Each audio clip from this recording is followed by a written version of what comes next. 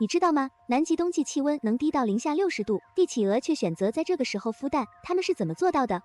帝企鹅是唯一在南极冬季繁殖的企鹅，每年南极冬季刚到，它们就开始交配产卵，整个繁殖过程需要60到70天，这样小企鹅才能在春天破壳而出，生存机会也最大。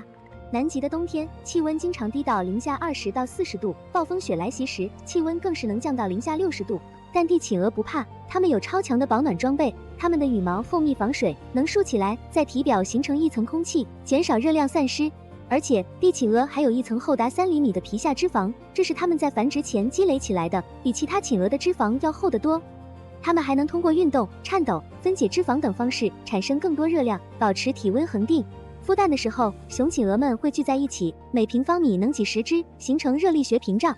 外围的个体每2小时会轮换到内部，这样大家都能暖和点。它们还会通过鸣叫形成声波屏障，驱散暴风雪颗粒。最厉害的是，雄企鹅孵蛋时会用双足并拢，形成生物热机，脚背温度能达36度。就算外面零下60度，蛋里也能保持31度的恒温。帝企鹅蛋也很坚硬，能在零下温度下生存，不会冻坏。帝企鹅能在南极极寒中成功孵蛋，靠的是它们独特的生物机制和生存策略，真是大自然的奇迹啊！